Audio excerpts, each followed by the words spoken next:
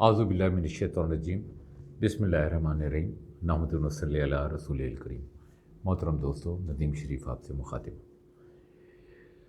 पूरे पाकिस्तान में जो है एक सरगर्मियाँ सियासी लीडरान की जो है तूफ़ानी हो रही हैं और अदम एतमाद की तहरीक भी जो है वज़ीर-ए-आज़म इमरान खान साहब के पास के लिए पेश कर दी गई है, जिस पर आइंदा हफ्ते के अंदर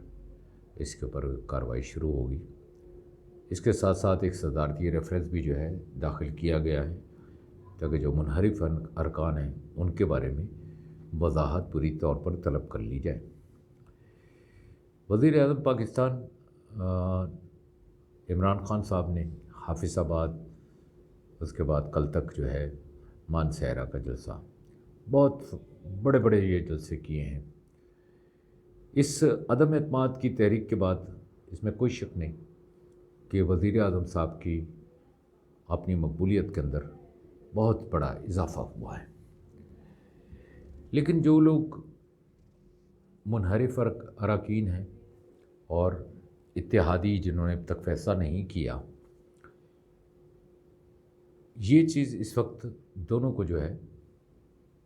इमरान साहब की पोजीशन को 50-50 पर लेकर खड़ी है। बीच में सुनने में आया है क्योंकि जरदारी साहब ने चौधरी बरदरान को जो है वज़ीर आला की ऑफ़र की थी और नवाज़ शरीफ साहब ने उसको मना कर दिया, जिस पर जरदारी साहब को, क्योंकि उनके एक कमिटमेंट भी है और मेरे एतबार से जितने इस वक्त इसमें लीडरान मौजूद हैं, इसमें सबसे ज़्यादा सियासत के एतबार से जरदारी साहब हैं और सारा उनका ही वो किया हुआ सारी चीज़ें जो यहाँ तक ये मामलात पहुँचे। इस कमिटमेंट को अगर पूरा ना हुआ तो एक ख़दशा ये भी है जो कि शायद पीपल्स पार्टी इसमें हिस्सा ना ले। गो कि अभी तक ऐसी चीज़ की कोई वजाहत नहीं हुई। हो सकता है आने वाले वक्त के अंदर नवाज़ शरीफ साहब भी जो है इस चीज़ के लिए मान जाए। एक ख़बर ये भी आई कि नवाज़ शरीफ साहब जो है पाकिस्तान आ रहे हैं अपने डॉक्टर्स की इजाज़त के साथ, और यही होगा कि अदम एतमाद की तहरीक अगर कामयाब हो गई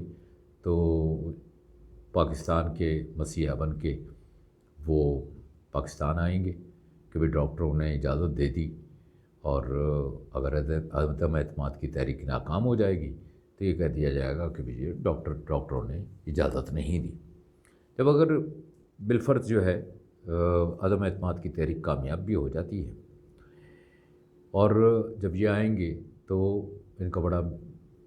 शाहाना इस्तकबाल किया जाएगा और ये इस तरीके से ऐसे फोकस करवाया जाएगा कि जैसे यही असल जो है ना मसीहा है, असल इस मुल्क को जो है निकालने वाले यही हैं। अब मैं थोड़ी सी बात और साथ करूं कि क्या क्या अवामिल जो है साथ इसके इत्तेहादियों का जो है अब तक क्लियर ना करना, मुनहरिफ अरकान को जो है अब तक ना मानना, उसमें बहुत बड़ी वजह जो है इमरान साहब का एक ख़ुद एतमादी और उसके साथ उनका ये कहना कि ना मैं किसी को कोई अब डील दूंगा, ना किसी से ब्लैकमेल होऊंगा, जो होता है हो। दोनों सूरतों में चाहे अदम एतमाद की तहरीक कामयाब हो चाहे नाकाम हो, आज ये मामला जो है बज़ाहिर 50-50 पर ही खड़ा है। दोनों सूरतों में मैं ये कह रहा था कि इमरान खान साहब को मकबूलियत का ग्राफ जो है बहुत ऊपर चला जाएगा, जिसका जो है नुकसान मुस्लिम लीग नून को होगा। पीपल्स पार्टी को ऐसा कोई नुकसान नहीं होने वाला, मौलाना फजल रहमान को भी होगा और दीगर जो तंजीम पार्टियां अगर कोई शामिल हैं, बहरहाल वो तो बहुत थोड़ी सी शामिल हैं, और अगर इत्तेहादी भी जो है इनके साथ वो नहीं रहते तो आपको पता होगा कि काफ लीग के अंदर जो है कई जगह पर जो इलेक्शन में ये जीते हैं वहाँ से पीटीआई ने अपने कैंडिडेट नहीं खड़े किए थे, जिसकी वजह से ये सीटें इनको मिली। अब कल जलसा है, कल का ये मैं आपको अपना ज़ाती मुशाहिदा बता रहा हूँ कि कल का जलसा बहुत बड़ा जो है ना ये करेंगे पीटीआई की तरफ से, बहुत बड़ा जलसा होगा। मेरे हिसाब से पीडीएम का जलसा जो है उसका आधा भी नहीं होगा, और इनकी खुद एतमादी इमरान खान साहब की यही ज़ाहिर करती है कि अगर मैं इस सीट से हट भी जाता हूँ तो जो आने वाले इलेक्शन है उसके अंदर उनको भरपूर कामयाबी होगी। अब यहाँ पर जो है ना नुकसान क्या होगा, अगर अदम एतमाद लाने वाली अपोजिशन वाली पार्टियाँ आएंगी तो एक तो वो रिफॉर्म्स करेंगी, इसके अंदर इलेक्शन के उसके अंदर सबसे बड़ा रिफॉर्म जो होगा, जो अपना वोट मशीन का इस्तेमाल वो रुकवा देंगे, और जो ओवरसीज़ का वोट राइट है उसको भी वो रुकवा देंगे, जो कि तकरीबन 91 लाख वोटर्स आउटसाइड पाकिस्तान हैं। और आप सब जानते हैं कि उसमें से अक्सरियत जो है पीटीआई की सपोर्टर है। अगर वक्त और हालात ने इमरान खान साहब का साथ दिया तो कम से कम ये इस तरीके से उभरेंगे कि इन्होंने असूलों पर कोई समझौता नहीं किया। पाकिस्तान के अगर आप पिछले उसको उठा कर देखें सारे उस मामलात को, तो एक वक्त में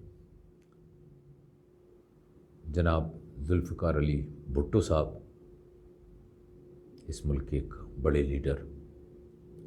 और ये दूसरा वक्त है जब इमरान खान साहब, इन्होंने अपनी फॉरेन पॉलिसी को इंडिपेंडेंट करने की कोशिश की है, और इसी तरीके से जुल्फ़िकार अली भुट्टो साहब ने भी की थी।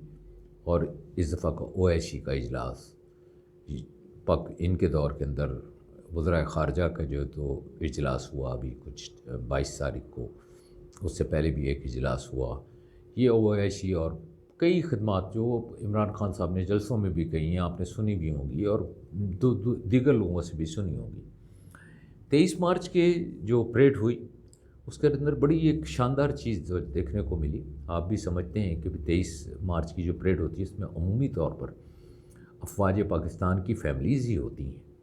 उनके बच्चे होते हैं या वो लोग ख़ुद होते हैं या उनकी फैमिलीज़ के मेंबर्स होते हैं। जब इमरान खान साहब वज़ीर-ए-आज़म साहब जब वहाँ पर तशरीफ़ लाए तो उनके लोगों ने खड़े होकर जो है ना उनका इस्तकबाल किया और तालियां बजाईं। ये उनकी मकबूलियत का मज़हर है। और जलसे उसके अंदर जो है ना जिस तरीके से लोग जोग दर जोग आ रहे हैं और आते हैं, जिनको जगह तक नहीं मिलती, वो भी इस चीज़ को समझ रहे हैं कि आने वाले वक्त में अगर इमरान खान नहीं होंगे तो किस तरह की ऐसी मिक्स हुकूमत बनेगी कि जो 2 हफ्ते 3 हफ्ते से भी शायद ज़्यादा ना चले। आप ख़ुद सोच सकते हैं कि इस वक्त किसी को अवाम का कोई ख्याल नहीं, सिर्फ अपनी अपनी सीटों के लिए कि सदर कौन बनेगा, वज़ीर-ए-आज़म कौन बनेगा, स्पीकर कौन बनेगा, तो वज़ीर आला पंजाब कौन बनेगा, केपीके का वज़ीर आला कौन बनेगा, गवर्नर कौन बनेगा, इन चीज़ों पर फोकस है। आवाम के लिए कोई एजेंडा लेकर नहीं आ रहा कि भी हम इनको हटा इसलिए रहे हैं और हम आगे ये काम करके लोगों को रिलीफ देंगे। इमरान खान साहब ने तो अपनी कारकर्दगी जो आप सबके सामने रखी, और अब यहाँ पर एक चीज़ है कि इत्तेहादी की के साथ अगर कमिटमेंट पूरी नहीं होती तो मैं समझता हूँ ज़ाती तौर पे, क्योंकि जरदारी साहब ने अपने तौर पर कमिटमेंट जो है ना कि ये इनकी ज़िम्मेदारी उठाई थी, अगर पीपल्स पार्टी इससे निकल गई तब तो मामला ही ख़त्म हो जाएगा। लेकिन बहरहाल गेम अभी भी चल रहा है, और عمران خان صاحب کی طرف سے صاف الفاظ میں کہہ دیا گیا کہ ہم کسی کو کوئی مراعات نہیں دیں گے، نہ کوئی ہم پیسہ، ہم پاکستان کو، اور وہ اس چیز کا کریڈٹ کے حقدار بھی ہیں کہ آزادانہ خارجہ پالیسی کے اندر وہ ڈٹے رہے، اور ڈٹ کر انہوں نے اس کا مقابلہ کیا، اور انہوں نے پھر آنے والے وقت پر چھوڑ دیا۔ مانسہرہ کے جلسے کے اندر انہوں نے ایک بات اپنے بارے میں کہی کہ